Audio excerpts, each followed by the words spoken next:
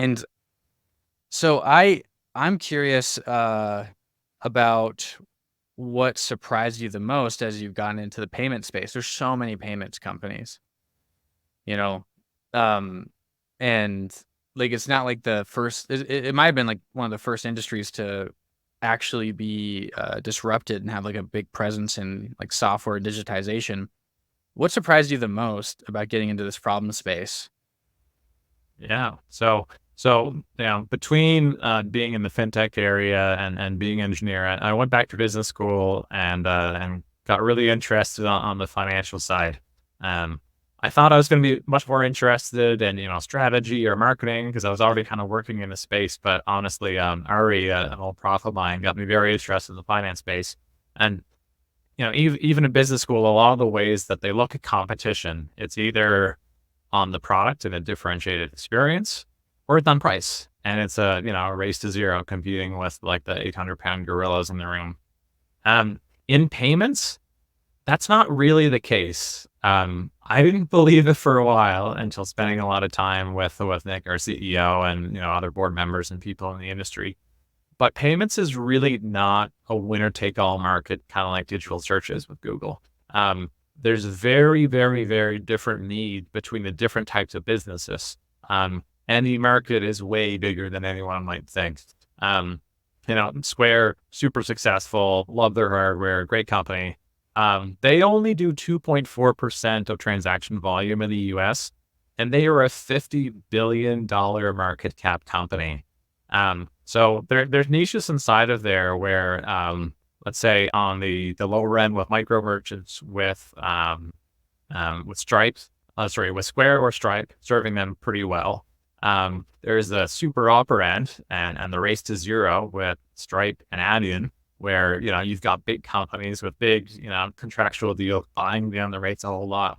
But there's a gigantic kind of middle industry that have very unique needs.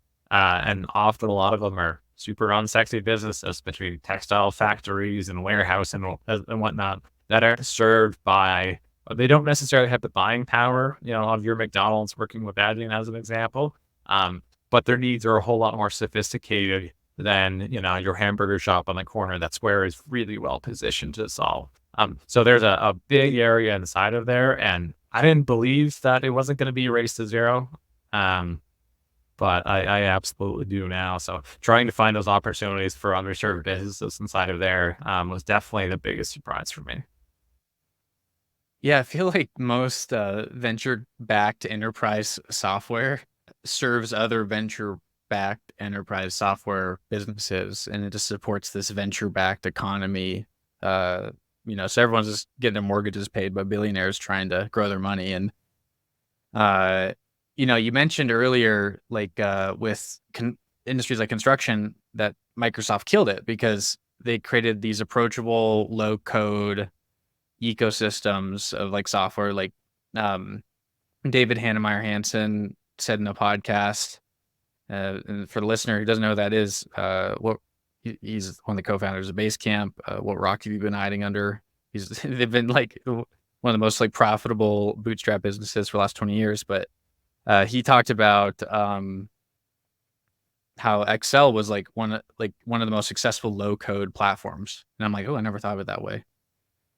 Right. Where people base their whole identity on how, I mean, there's like an actual like competition, like world championship Excel competition where they give them like a challenge and they're like 3D modeling stuff in Excel. And, and Microsoft did so well because they appealed to like the most broad normal businesses. And, uh, I've always, that's an insight that I've been thinking about just chewing on for the last like year or so of like, man, if I ever like start a business, you know, there's this whole like long tail economy that aren't, you know, other tech companies you could sell SaaS to help them build their SaaS. But there's textile mills, factories, and I've been really thinking about this a lot because I'm working in produce, where very not tech savvy, very disorganized, and it's not their fault that it's disorganized. It's just produce is more volatile than crypto. Like there's just you have this perishable asset that like within 24 hours it's going to go bad and lose all of its value. unless you invest in millions of dollars of equipment like cold storage and certification so that you actually get a shot to like sell to Costco. There's so many moving parts, so many things that could go wrong that it's really hard to like get above it and think like, let's think holistically. Like, how can we improve this process when there's just so many things that could go wrong? Like that, there's so much opportunity there, and most of like the big software tools that are worth a lot of money are just selling to companies like us, like the tech companies. So Yeah. Now the B2B space is a whole lot of fun because the barriers to entry to solving those problems are higher.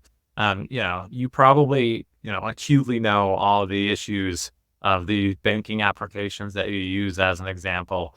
But, how many people get exposed to that problem who are also equipped to actually be able to solve it? Like until you actually expose yourself to a lot of these industries, and I had, a big opportunity to do that working in manufacturing, oil and gas and whatnot, across Canada. I got to see a lot of these problems. So it became very compelling and obvious to me. But to the layperson, who didn't necessarily have that opportunity, I got to be in a kind of unique, fun position to try to figure out ways to solve their problems.